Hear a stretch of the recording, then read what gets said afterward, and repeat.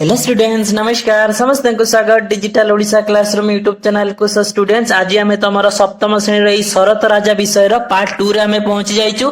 Part 1 ले आम सुंदर कविताटी को बहुत सुंदर भाव में आलोचना करथिलु। जो माने पार्ट 1 देखिन प्रथम जाई पार्ट 1 देखि दियो, तापर एबे आम पार्ट 2 रे चलो एबे एई विषय थिबा प्रश्न उत्तर गुडी को चलो आम आलोचना करिबा। कोन प्रश्न उत्तर पाखरे पहुंची जाइछु। एकन कोन देइछि ठीक उत्तर को आम बाछिबा। प्रथम प्रश्न कोन देइछि ना, कवितार केउ अंश रे नईर चंचलता कथा कहै जाइछि। केउ अंश एटा देख कौन हम ना, मल्ला नई थिला केउटी सुई धाइला हेइले बाउला होई। बुझीगला, एठी समस्ते कोन करिवा ठीक चिन्ह दे देबो। चलो अब हमें 2 नंबर प्रश्न आलोचना करिवा। कोन देइछि ना, कविंको मतरे की काम करी शरत राजा तुरी बजाई आस्ताय। की काम करी आस्ताय कोन हबो ना, नई नाळ सब को आयत करी। बुझीगला समस्ते। चलो अब हमें 3 नंबर प्रश्न को आलोचना करिवा। प्रश्न कोन देइछि ना, रह रह आमे तळकु जाऊ ए कथा किए कहिसंती। ए कथा किए कहिसंती ना, भदुओ ओ असीण। एवं या पर 4 नंबर प्रश्न कोन देइछि ना, पटुआर तांको देखिबो किस सभी आसंती फुलाई निश।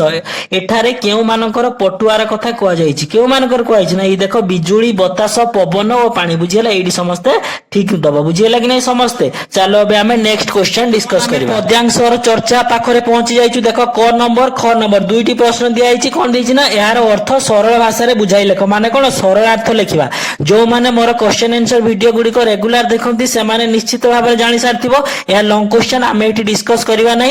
एही वीडियो रे डिस्क्रिप्शन ले एहार उत्तर बहुत सुंदर भाबे लिखाई गई अछि। तो माने समस्त ताकू जाकी सही चेक कर दो। बुझी पालो समस्त। वीडियो तळे देखो जो मोर ऑप्शन लिखाई छी सेठी क्लिक करले वीडियो रे डिस्क्रिप्शन खुल जिवो। एवं एही वीडियो डिस्क्रिप्शन मध्ये एहार उत्तर बहुत सुंदर भाबे लिखाई छी। बुझी पालो समस्त। केवल एही विषय नुहे, समस्त विषय रो सरल अर्थ गुडी कर उत्तर सेही वीडियो रे तमे डिस्क्रिप्शन ले पाई जिवो। चलो अब हम नेक्स्ट क्वेश्चन गुडी को डिस्कस करिबा। आस मिलेइबा पाखरे पहुंची गेलु। कोन देछि, गुटिया स्तंभ 1 देछि एवं स्तंभ 2 देछि। स्तंभ 1 रो कोन हबो ताकू तार भावार्थ कोन हबो स्तंभ 2 रे देछि। चलो आमे ताको आलोचना करिया। प्रथम प्रश्न कोन देछि ना, मल्ला नई थिला केउटी सोई। यार माने कोन हबो, देखो नई गुडी को सुखिला पड़िथिला। तो 1 रु आनी की कोन करिवो। तापर 2 नंबर प्रश्न कोन देछि ना, झांझी पळेइला कुआडे छाडी। यार माने कोन हबो ना, देखो गरम पवन दूरेई जिवा। झांझी माने कोन कहिथिली, गरम पवन। तो 2 नंबर को आनी की कोन करिवो समस्ते 4 नंबर सहित जोडी दबो। बुझी पारले कि नै समस्ते। तापर 3 नंबर प्रश्न कोन देछि ना, सबु आड़ सते नब की धोई। तार होची उत्तर कोन हबो, देखो चारिआड़ जलमग्न होई धोई जिवा। बुझी पारलो समस्ते। 3 नंबर को आनी की 1 नंबर सहित जोडी दबो। तापर 4 नंबर प्रश्न कोन देछि, पटुआर ताको देखिबो किस। ता माने कोन हबो, सजबाज होई देखैबा। तो 4 नंबर को आनी की 6 नंबर सहित जोडी दबो। तापर 5 नंबर प्रश्न कोन देछि, आसई शरत बजाई तुरी। ता माने कोन हबो, शरत राजा भेरी तुरी बजाई आसीबा। बुझियला। तो 5 नंबर को नेकी 2 नंबर सहित जोडी दबो। बुझियला समस्त। चलो अब हमें नेक्स्ट क्वेश्चन गुडी को डिस्कस करिबा। विचारी पाखरे पहुंची गलु। कोन देछि क नंबर प्रश्न, कविता रे किए पटुआरा करी आसिले। चलो आमे कोन करिबा, आलोचना करिबा। ना, कविता अनुଯାयी आषाढ़ और श्रावण मासर वर्षा बिजुली बतास पवन और पानी मिलित होई पटुआर करी आसिले। बुझी पालो समस्ते। चलो अब हमें ख नंबर क्वेश्चन को डिस्कस करिबा। नंबर क्वेश्चन कोन देछि ना, कवितार केउ पदरे माटी को चाहि हाथ हलाइबा कथा कुआ जाइछि। चलो हमें सेही पदटी को आलोचना करिबा। कुआ जाइछि ना, भदुओ असीण दूर रे थाई हाथ हलेइले माटी को चाहि। बुझियला समस्ते। चलो अब हमें ग नंबर क्वेश्चन को डिस्कस करिबा। प्रश्न कोन देछि ना, शरत राजा कविता रे शरत ऋतु को राजा बोली काहे कुआइछि। हमर जो कविताटी शरत राजा, एथिरे शरत ऋतु को राजा बोली काहे कुआइछि। चलो आलोचना करिबा। ना, शरत राजा कविता रे शरत ऋतु को राजा बोली कुआ जाइछि कारण एही समय रे प्रकृति अत्यंत सुंदर और आनंददायक होइथाय। शरत ऋतु निज सहित धरणी रे शोभार पसरा नहीं आसी थाए। सबु ऋतु मध्य शरत ऋतु अधिक आनंद देउथिबारु कवि ताकू राजार मान्यता दैछंती। बुझी पालो समस्त। अनुमान व कल्पना रु पाखरे पहुंची गलु। क नंबर प्रश्न कोन देछि, कई कासतंडी हसिबे थाई। एही पद्यांश रे शरत ऋतु रे कई फूल व कासतंडी फूल फुटिबा कथा कुआ जाइछि। सेही परी एही ऋतु रे आउ केउ फूल फुटे तार तालिका करो। माने कोन, एई जो शरत ऋतु रे आउ कोन फूल फुटे। चलो हमें आलोचना करिबा। शरत ऋतु ଋତୁରେ ସେବତୀ, ଗଙ୍ଗଶିଉଳି, ମଲ୍ଲି, ଜୁଇ, ଗେଣ୍ଡୁ, ହେନା ଆଦି ଫୁଲ ଫୁଟିଥାଏ। ବୁଝିପାରିଲ ସମସ୍ତେ। ଚାଲ ଏବେ ଆମେ ଖ ନମ୍ବର ପ୍ରଶ୍ନ ଆଲୋଚନା କରିବା। କାଳିଆ ମେଘର ସରିବ ଦାଉ। ଏଠାରେ ଶରତ ଋତୁରେ ମେଘର ଦାଉ ସରିଯିବା କଥା କୁହାଯାଇଛି। ଏହି ଋତୁକୁ ଦେଖି ଲୋକମାନଙ୍କ ମନରେ ଆଉ ଯେଉଁ ସବୁ ଭାବନା ଦେଖାଦେବ ସେଗୁଡିକ ଲେଖ। ଏଇ ଯୋଉ ଶରତ ଋତୁରେ କଣ ହୁଏ, ମେଘର ଦାଉଟା କଣ ଯାଏ, କମିଯାଏ ବା ସରିଯାଏ। ସେହିଭଳି ଏଇ ଋତୁକୁ ଦେଖିଲେ ଆଉ କଣ କଣ ସବୁ ଭାବନା ଦେଖାଦେବ ଚାଲ ଆମେ ଆଲୋଚନା କରିବା। ଶରତ ଋତୁର ଆଗମନ ଦେଖି ଲୋକଙ୍କ ମନରେ ନୂତନ ଆଶା ଓ ଉତ୍ସାହ ସଞ୍ଚାରିତ ହୁଏ। ନିର୍ମଳ ନୀଳ ଆକାଶ ଓ ପ୍ରକୃତିର ଶୋଭା ଦେଖି ସମସ୍ତେ ଆନନ୍ଦିତ ହୁଅନ୍ତି। ମନରେ ସତେଜତା, ଶାନ୍ତି ଏବଂ ଶରତ ଋତୁର ସ୍ୱର୍ଗୀୟ ସୌନ୍ଦର୍ଯ୍ୟକୁ ଉପଭୋଗ କରିବାର ଭାବନା ଦେଖାଦିଏ। ବୁଝିପାରିଲ ସମସ୍ତେ। ଚାଲ ଏବେ ଆମେ ଗ ନମ୍ବର କ୍ୱେଶ୍ଚନ କୁ ଡିସ୍କସ କରିବା। ନମ୍ବର ପ୍ରଶ୍ନ କଣ ଦେଇଛି ନା, ଭଦୁଅ ଅସିନ ଦୂରରେ ଥାଇ ହାତ ହଲେଇଲେ ମାଟିକୁ ଚାହିଁ। ଏହି ପଦ୍ୟାଂଶକୁ ଆଖି ଆଗରେ ରଖି ଶରତ ଋତୁରେ ପ୍ରକୃତିର ଚିତ୍ର କିଭଳି ହୋଇଥାଏ ଚାଲ ଆମେ ଆଲୋଚନା କରିବା। ଋତୁରେ ପ୍ରକୃତିର ଚିତ୍ର କିପରି ହୋଇଥାଏ ନା, ଶରତ ଋତୁରେ ଆକାଶ ସଫା ହୋଇଯାଏ। ଚତୁର୍ଦିଗ ସବୁଜିମାରେ ଭରିଯାଏ। କାଶତଣ୍ଡି ଓ କଇଁ ଫୁଲର ହସ ଏବଂ ନଈ ନାଳର ଶାନ୍ତ ଜଳଧାରା ମିଶି ଧରଣୀକୁ ଏକ ଅପୂର୍ବ ଶୋଭାର ପସରାରେ ସଜାଇ ଦିଅନ୍ତି, ଯାହା ପ୍ରକୃତିର ଶାନ୍ତ ଓ ସୁନ୍ଦର ଚିତ୍ର ପ୍ରକଟ କରେ। ବୁଝିପାରିଲ ସମସ୍ତେ ଭିଡିଓକୁ ଷ୍ଟପ୍ କରିକି ଏହାକୁ ଜଲ୍ଦି ଜଲ୍ଦି ଲେଖିଦିଅ। ଚାଲ ଏବେ ଆମେ ନେକ୍ସଟ କ୍ୱେଶ୍ଚନ ଗୁଡିକୁ ଡିସ୍କସ କରିବା। ବର୍ତ୍ତମାନ ଆମେ ଶବ୍ଦ ଯୋଡ଼ ପାଖରେ ପହଞ୍ଚି ଯାଇଛୁ। ଦେଖ ଏଠାରେ କିଛି ଶବ୍ଦ ଦେଇଛି, ତାକୁ ଯୋଡିକି ଆମେ କଣ କରିବା, ଲେଖିବା। ମୁଁ ପୂର୍ବରୁ ଲେଖିଦେଇଛି, ଆମେ କେବଳ ଆଲୋଚନା କରିଦେବା। ଏଠି ମଲା ଅଛି, ଏଠି କଣ ଅଛି, ନଈ। ସେମିତି କଣ ହବ ନା, ମଲା ନଈ। ଆଉ କଣ ହବ, ଢାଉ ଢାଉ ଢୋଲକି ବାଜା। ଆଉ କଣ ହବ, କଳ ଛଳ ପାଣି। କଣ ହବ, ଆଷାଢ ଶ୍ରାବଣ, ସେଥିରେ କଣ ହୁଏ ନା, କାଳିଆ ମେଘ।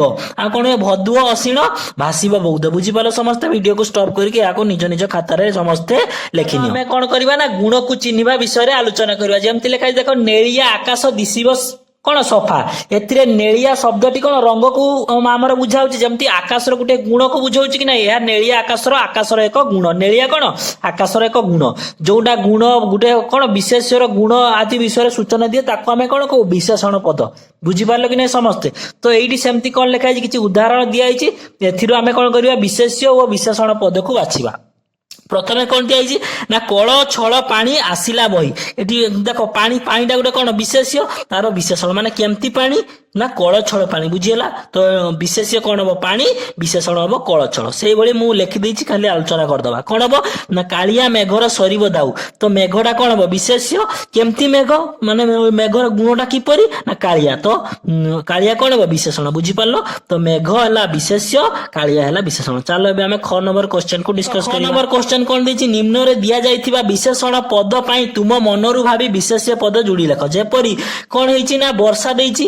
ବର୍ଷାଟାକୁ ତମେ କଣ ଭାବିବ, ଗୋଟେ ବିଶେଷଣ ପଦ ଭାବିବ ଏବଂ ଏଇ ବର୍ଷାକୁ ବିଶେଷଣ ପଦ କରି ଗୋଟେ ବିଶେଷ୍ୟ ପଦ ଲେଖିବ। ଯେମିତି ବର୍ଷା ପାଣି। ବୁଝିଗଲା। ସେ ଗୋଟିଏ ଲେଖିଦେଇଛି। କେମିତି ପାଣି ନା, ବର୍ଷା ପାଣି। ଏଟା ପାଣିର ଗୁଣ କହିଲା କି ନାଇଁ, ତ ହେଇଗଲା ବର୍ଷା ପାଣି। ତ ସେଇଭଳିଆ ମୁଁ ଲେଖିଦେଇଛି, ଆମେ ଖାଲି ଆଲୋଚନା କରିଦବା। ତ ଖରା ଯଦି ବିଶେଷଣ ହବ, ତାର ବିଶେଷ୍ୟ କଣ ହବ, ଦିନ। ମାନେ କେମିତି ଦିନ ନା, ଖରା ଦିନ। ତ ହବ ଖରା ଦିନ। ବୁଝିଗଲା। ତ ସେଇଭଳିଆ ଯଦି ଦେଇଛି କଣ ଶୀତ ଋତୁ। ଗୋଲାପ ଫୁଲ। କେମିତି ଫୁଲ ନା, ଗୋଲାପ ଫୁଲ। ତ ବୁଝିଗଲା, ଗୋଲାପ ଫୁଲ। ସେମିତି କଣ ଦେଇଛି, କାଳିଆ। ତ କାଳିଆ କଣ, ମେଘ, କାଳିଆ ମେଘ। ବୁଝିଗଲା। ତ ଏଇଟା କଣ ହବ, ଏଇଟା ହେଲା ବିଶେଷଣ, ଏଇଟା ହେଲା ବିଶେଷ୍ୟ। ବୁଝିପାରିଲ ସମସ୍ତେ। ଭିଡିଓକୁ ଷ୍ଟପ୍ କରିକି ଏହାକୁ ସମସ୍ତେ ଜଲ୍ଦି ଜଲ୍ଦି ଲେଖିବେ। କଣ ଋତୁ ଓ ଶବ୍ଦ ପାଖରେ ପହଞ୍ଚିଗଲୁ। ଦେଖ, ତମ ପାଇଁ କିଛି ଶବ୍ଦ ସିଏ ଦେଇଛି, କାହା ସହିତ କଣ ସମ୍ପର୍କ ଅଛି। ଆଉ ତଳେ କଣ ଦେଇଛି ନା, ସିଏ ଏଇ 6ଟି ଋତୁର ନାଁ ଲେଖିଛି। ସେଇ ଋତୁ ସହିତ ଏଇ ଶବ୍ଦର କଣ କଣ ସମ୍ପର୍କ ଅଛି ଚାଲ ଆମେ ଆଲୋଚନା କରିବା। ମୁଁ ଲେଖିଦେଇଛି, ଚାଲ କେବଳ ଆମେ କଣ କରିବା ନା, ଆଲୋଚନା କରିଦବା। ହେଇଛି ନା, ଗ୍ରୀଷ୍ମ ଋତୁ ସହିତ କଣ ସମ୍ପର୍କ ଅଛି ନା, ଖରା। ଲୁ ମାନେ କଣ, ଏଇ ଯୋଉ ଗରମ ପବନ ଆସେନି, ଝାଞ୍ଜି ପବନ, ତାକୁ ଲୁ ବୋଲି କୁହାଯାଏ। ବୁଝିପାରିଲ। ତ ଗ୍ରୀଷ୍ମ ଋତୁ ସହିତ କଣ ସମ୍ପର୍କ ଅଛି ନା, ଖରା, ଲୁ, ଉତ୍ତାପ, ଗୁଳୁଗୁଳି, ଜ୍ୟେଷ୍ଠ ଆଉ ଧୂଳିଝଡ଼। ଜ୍ୟେଷ୍ଠ ମାସରେ, ବୈଶାଖ ଜ୍ୟେଷ୍ଠ ମାସରେ ଗ୍ରୀଷ୍ମ ଋତୁ ଥାଏ କି ନାଇଁ, ତ ଏଇଟା ସମ୍ପର୍କ ଅଛି। ବୁଝିପାରିଲ। ତାପରେ ବର୍ଷା ଋତୁ ଦେଇଛି। ବର୍ଷା ଋତୁରେ କଣ ହବ, ବର୍ଷା ଋତୁରେ କଣ ହୁଏ, ପବନ, ଝଡ଼ ତୁଫାନ, ବୃଷ୍ଟିପାତ, ଶ୍ରାବଣ, ବାଦଲ ଫଟା, ରିମଝିମ। ବୁଝିପାରିଲ ସମସ୍ତେ। ସେଇଭଳି ଶରତ ଋତୁରେ କଣ ଦେଇଛି ନା, ଆନନ୍ଦ ଉଲ୍ଲାସ ଆଉ ସବୁଜିମା। ତାପରେ ହେମନ୍ତ ଋତୁରେ କଣ ଦେଇଛି ନା ଶୀତଳତା, ତୁଷାର, ଥଣ୍ଡା। ଆଉ ଶୀତ ଋତୁରେ କଣ ହବ? ଜାଡ, କୁହୁଡି, ଖୁବ ଥଣ୍ଡା, ହିମପାତ ଆଉ ଥରିବା। ଆଉ ବସନ୍ତ ଋତୁରେ ତ କଣ ହୁଏ? କୋଇଲି ଆମର ବୋବାଇ ଥାଏ, ଜାଣିଛ କି ନାଇଁ? କୋଇଲି ବହୁତ ସୁନ୍ଦର ସୁନ୍ଦର କଣ ଗୀତ ଗାଇଥାଏ। ତ ବସନ୍ତ ଋତୁରେ କଣ ହବ? କୋଇଲି। ସମସ୍ତେ ବୁଝିପାରିଲ? ଭିଡିଓକୁ ଷ୍ଟପ୍ କରିକି ଏହାକୁ ସମସ୍ତେ ନିଜ ନିଜ ଖାତାରେ ଲେଖିନିଅ। ବୁଝିହେଲା? ଚାଲ ଏବେ ଆମେ ଆମ ପହଳି ବିଷୟରେ ଆଲୋଚନା କରିବା। ଆମ ପହଳି ପାଖରେ ପହଞ୍ଚି ଗଲୁ। ପ୍ରଥମ ପହଳିଟି କଣ ଦେଇଛି ନା ନକ୍ଷତ୍ର ନୁହଁଇ ରାତିରେ ଫୁଟେ, ଦିନ ହୋଇଗଲେ ସେ ଭୂଇଁରେ ଲୁଟେ। କଣ ହେଲା ନା ରାତିରେ ସେ ଫୁଲ ଫୁଟେ, ଆଉ ଦିନ ହୋଇଗଲେ ଭୂଇଁରେ ପଡିଯାଏ। କଣ ଦେଖିବ? କଣ ହବ ନା ଗଙ୍ଗଶିଉଳି ଫୁଲ। କଣ ହବ?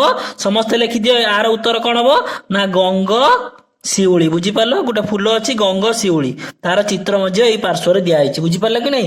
ତାପରେ କଣ ଦେଇଛି? 2 ନମ୍ବର ପହଳି କଣ ଦେଇଛି ନା ନିଆଁ ନାହିଁ ଭାଇ ଧୂଆଁ ବି ନାହିଁ, ପଡୁଅଛି ପାଣି ବରଷୁ ନାହିଁ, କିଏ ରେ ମୁଇଁ। କଣ ହବ ନା କୁହୁଡି। କୁହୁଡି ଦେଖିଛ କି ନାଇଁ? ଧୂଆଁ ଭଳିଆ ହେଇଥାଏ କି ନାଇଁ? କୁହୁଡି। ବୁଝିପାରୁଛ କି ନାଇଁ? 2 ନମ୍ବର ପହଳିର ଉତ୍ତର କଣ ହବ ନା କୁହୁଡି। ଯିଏ ନିଆଁ ନାହିଁ ଧୂଆଁ ବି ନାହିଁ, କିନ୍ତୁ ପାଣି ପଡୁଅଛି ପାଣି କିନ୍ତୁ ବର୍ଷା ହଉନାହିଁ, କଣ ହବ ନା କୁହୁଡି। ଚାଲ ଏବେ ଆମେ 3 ନମ୍ବର ଆଉ 4 ନମ୍ବର ପହଳିକୁ ଆଲୋଚନା କରିବା। ଆମେ 3 ନମ୍ବର ପହଳିକୁ ଆଲୋଚନା କରିବା। କଣ ଦେଇଛି ନା ଶରତେ ଫୁଟଇ ଚଅର ଫେଇ, ପତର ନାହିଁ କି ପାଖୁଡା ନାହିଁ, ରୂପା ଚିକ୍ ଚିକ୍ ରୂପ ଲାଗଇ, ସତେ କି ସକାଳୁ ସକାଳୁ ବାଢୁଛି ଜଣାଣ ଧୂପ। କଣ ହବ ଆର ଉତ୍ତର ନା କାଶତଣ୍ଡି ଫୁଲ। ବୁଝିପାରିଲ କି ନାଇଁ? ତ କଣ ହବ ନା କାଶତଣ୍ଡି। କଣ ହବ?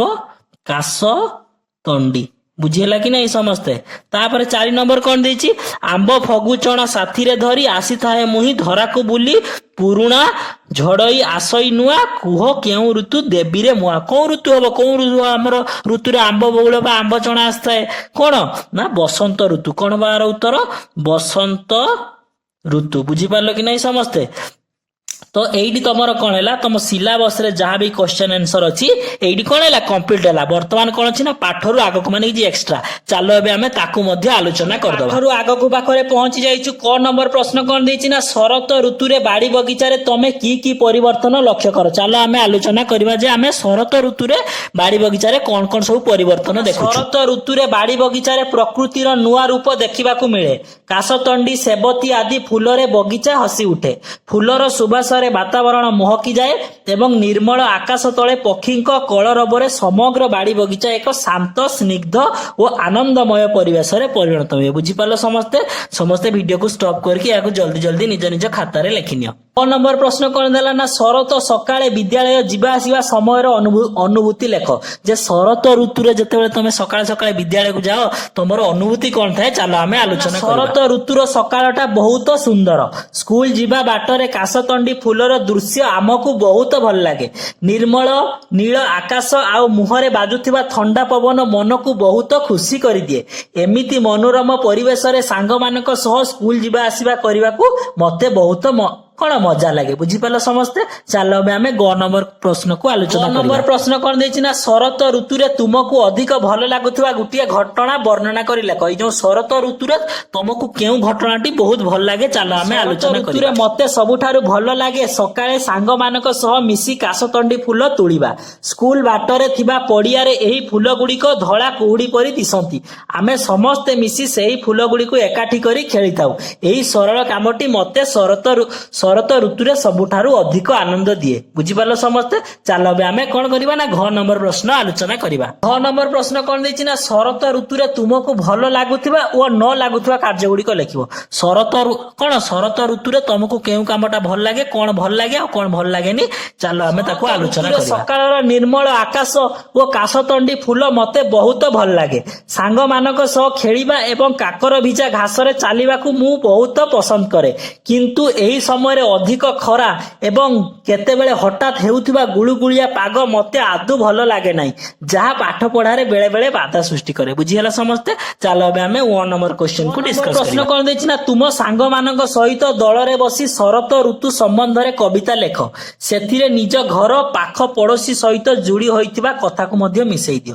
ଗୋଟେ ଶରତ ଋତୁ ବିଷୟରେ ଚାଲ ଆମେ କବିତା ଲେଖିବା, ଯୋଉ କବିତାରେ କି କଣ ନିଜ ଘର ଏବଂ ପାଖ ପଡୋଶୀଙ୍କ ବିଷୟରେ ମଧ୍ୟ ସେଇ କବିତାରେ କଣ ହେଇଥିବ? ବର୍ଣ୍ଣନା କରାଯାଇଥିବ। ଚାଲ ଆମେ ସେଇଭଳି କବିତା को आलोचना କରିବା। କବିତାଟି ନା ନୀଳ ଆକାଶରେ ଭାସେ ଧଳା ମେଘମାଳା, ଘର ପାଖେ ଫୁଟିଲା କାଶତଣ୍ଡିର ମାଳା, ପଡୋଶୀ ସାଥୀଙ୍କ ସହ ଖେଳିବା ଆଉ ହସିବା, ମାର ଗଢା ପିଠାରେ ମନ ଆମର ଭରିବା, କାକର ଭିଜା ସକାଳେ ଅଛି କି ଯେ ମଜା, ଶରତ ଆସିଲେ ମନ ହୁଏ ସବୁଠୁ ତାଜା, ଏ ଋତୁର ଶୋଭା ଆଉ ସୁନ୍ଦର କଳ୍ପନା, ମୋ ଛୋଟ ମନ ଦିଏ କେତେ ଯେ ବାସନା। ବୁଝିହେଲା? ସମସ୍ତେ ଭିଡିଓକୁ ଷ୍ଟପ୍ କରି ସୁନ୍ଦର କବିତାଟିକୁ ଲେଖିନି। ଆମେ ସାକ୍ଷାତକାର ପ୍ରସ୍ତୁତି ପାଖରେ ପହଞ୍ଚିଗଲୁ। କଣ ଦେଇଛି ନା ଶରତ ଋତୁରେ ଗହୀର ମାଳରେ ଶୁଭାର ପସରା ବସିଥାଏ ଓ ପୃଥିବୀ ସବୁଜିମାରେ ଭରି ଯାଇଥାଏ।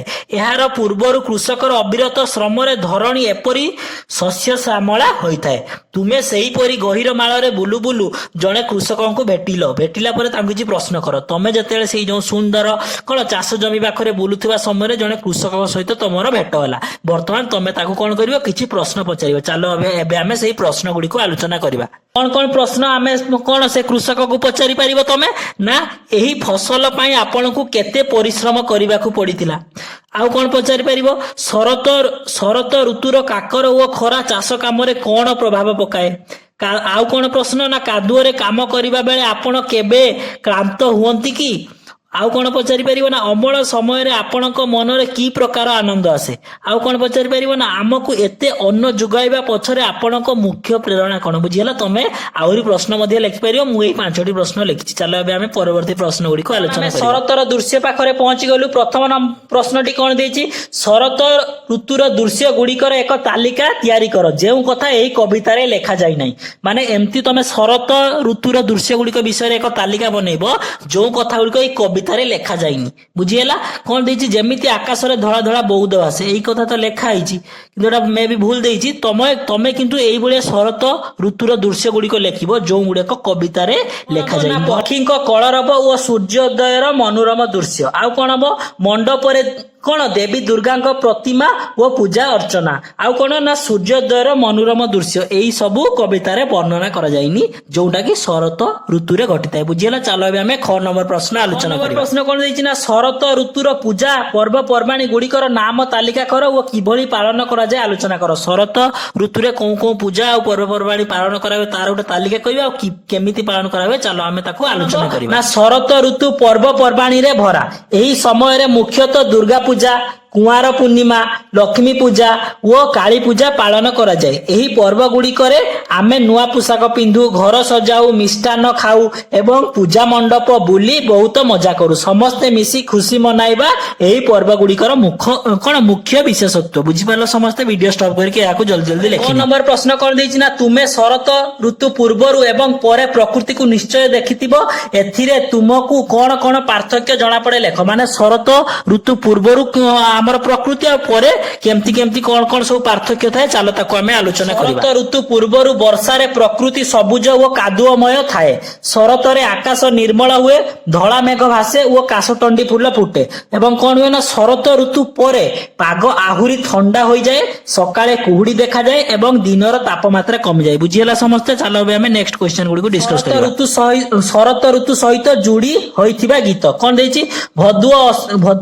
ଭଦୁଆ ଅସିଣ ଦୂରରେ ଥାଇ କଣ ହବ? ତାପରେ ହାତ ହଲେଇଲେ ମାଟିକୁ ଚାହିଁ। କଣ ଦେଇଛି? ନା ଓଡିଶା ମାଟିରେ ଶରତ ରାଜା ଢାଉ ଢାଉ କରି ଢୋଲକି ବଜା। ବୁଝିହେଲା? ସମସ୍ତେ ଏହାକୁ ଲେଖିନିଅ। ତାପରେ କଣ ପ୍ରଶ୍ନ ଦେଇଛି? ଆମ ରାଜ୍ୟରେ ଶରତ ଋତୁ ଆସିଲେ ଅନେକ ପ୍ରକାର ଗୀତ ଓ ଲୋକ ଗୀତ ଗାନ କରାଯାଏ। ତୁମେ ଦଳରେ ମିଶି ଶରତ ଋତୁ ସମ୍ପର୍କୀୟ ଏକ ଲୋକ ଗୀତ ଖୋଜି ଲେଖ। ଗୋଟେ ଲୋକ ଗୀତ ଶରତ ଋତୁ ବିଷୟରେ ଚାଲ ଆମେ କଣ କରିବା? ଆଲୋଚନା କରିବା। ଧଳା ମେଘମାଳା ଭାସିଲାଣି ଆକାଶରେ, କାଶତଣ୍ଡି ଫୁଲ ଫୁଟିଲାଣି କ୍ଷେତରେ, ମା ଦୁର୍ଗା ଆସିଲେଣି ପୂଜା ମଣ୍ଡପେ, ସମସ୍ତେ ମିଶିବୁ ଆମେ ଖୁସିର ଆଳାପେ। ବୁଝିହେଲା? ତ ଏଇଟା କଣ? ଗୋଟେ ଲୋକ ଗୀତ। ତମେ ଚାହିଁଲେ ଅନ୍ୟ ଗୁଡିକ ମଧ୍ୟ ଲେଖିପାରିବ। ଏହା ପରେ ଗୋଟେ କଣ ଦେଇଛି? ନା ଶରତ ଋତୁକୁ ନେଇକି ଗୋଟେ କଣ କରିବ? ଚିତ୍ର କରିବ। ଏଇଠି ତମର କଣ ହେଲା? ପୁରା ବିଷୟର ପ୍ରଶ୍ନ ଉତ୍ତର କଣ ସମାପ୍ତ ହେଲା। ଏଇ ଯଦି ଭିଡିଓଟି ତମକୁ ଭଲ ଲାଗିଛି ସମସ୍ତେ କ୍ଲାସକୁ କଣ ଭିଡିଓକୁ ଲାଇକ୍ କରିବ ଏବଂ କେତେବେଳେ କୋଉ କ୍ଲାସ ଅପଲୋଡ ହଉଛି ତାର ଯଦି ନୋଟିଫିକେସନ ପାଇବାକୁ ଚାହୁଁଛ ସମସ୍ତେ ଚ୍ୟାନେଲକୁ ସବସ୍କ୍ରାଇବ କର। ଆଜିର କ୍ଲାସ ଏଇଠି ସରିଲା। ସମସ୍ତଙ୍କୁ ବହୁତ ଧନ୍ୟବାଦ। Thank you.